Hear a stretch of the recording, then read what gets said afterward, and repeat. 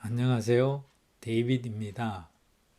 6월의 첫날, 여름의 시작입니다. 오늘은 기다리는 시간은 낭비가 아니다 라는 제목으로 나누기를 원합니다. 혹시 무엇인가 준비하며 기회가 속히 오기를 간절히 기다리고 있으신지요? 초조한 마음에 무엇인가 서두르다가 매우 중요한 일을 그르칠 수도 있다는 것을 경험하신 분들은 모두 아실 것입니다. 특히 컴퓨터를 많이 사용하시는 분들은 1초, 2초를 기다리며 느리다고 매우 화를 내는 경험을 하신 분들도 많으실 것입니다. 그런데 오늘 성경에 나오는 모세라는 사람은 40년씩이나 3번을 기다려야 했던 기다리는 것에 대하여 달인이 되어온 사람이 있습니다. 그는 태어나자마자 이집트의 왕자로서 입양이 되어 처음 40년 동안은 호화롭게 사는 것 같았지만 늘 마음에 자기는 이스라엘 자손이라는 아이덴티티가 있었습니다. 노예 생활을 하는 동포들을 보면서 늘 빚진 자처럼 살았고 언제나 이스라엘 백성을 위하여 자신을 희생하리라는 생각으로 기다리다가 40살이 되던 때 이스라엘 백성을 돕다가 그들의 배반으로 이집트에서 멀리 떨어진 미디안이라는 지금의 아라비아 반도 서쪽으로 도망을 가는 신세가 되었었습니다. 그곳에서 두 번째 기다리는 40년이 시작이 되었습니다. 미디안 광야에서 그렇게 오랫동안 그는 무슨 생각을 하며 무엇을 기다렸을까요? 스스로의 인생을 한탄하며 살기에는 너무나 긴 시간이었을 것입니다. 물론 옛날 이집트 왕자 시절을 회상했을 수도 있고 자기를 배척한 이스라엘 동포들을 원망하며 자포자기의 삶을 살았을 수도 있습니다. 성경에는 자세한 기록은 없지만 두 번째 40년 동안 그는 광야의 삶을 통하여 겸손함을 익혔고 세상에서 가장 온유한 자가 되는 인내를 훈련받게 됩니다.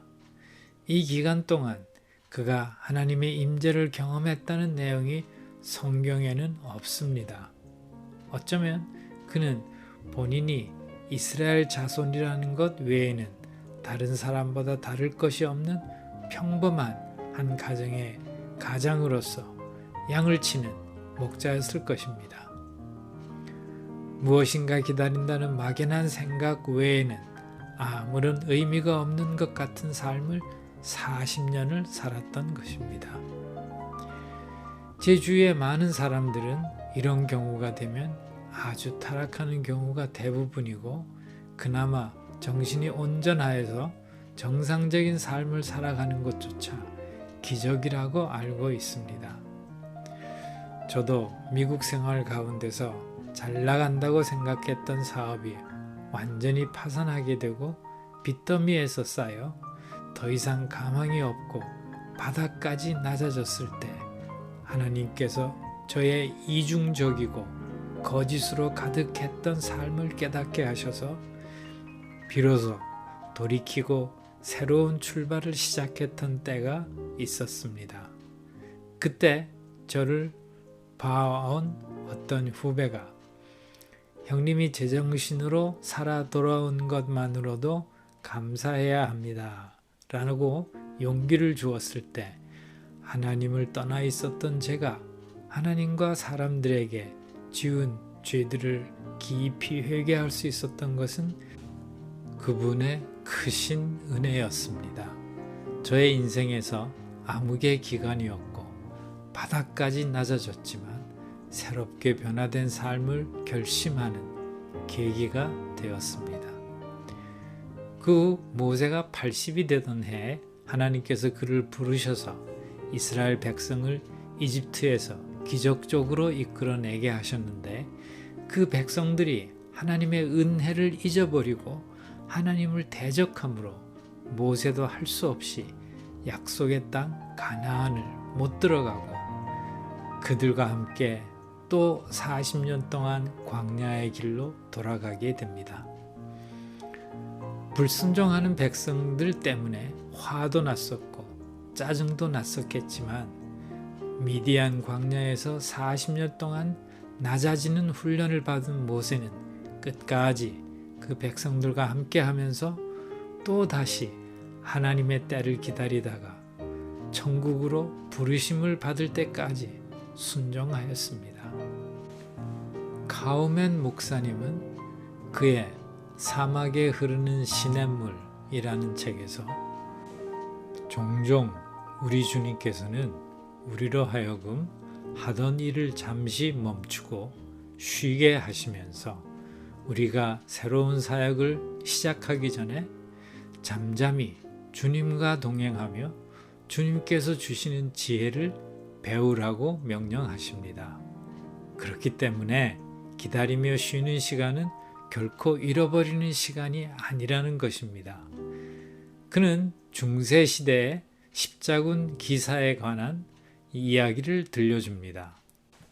그 기사는 부상을 당하고 적에게서 도망치고 있었는데 하필이면 그 상황에서 그의 말에 말구편자를 갈아야 할 때라는 것을 깨닫게 됩니다.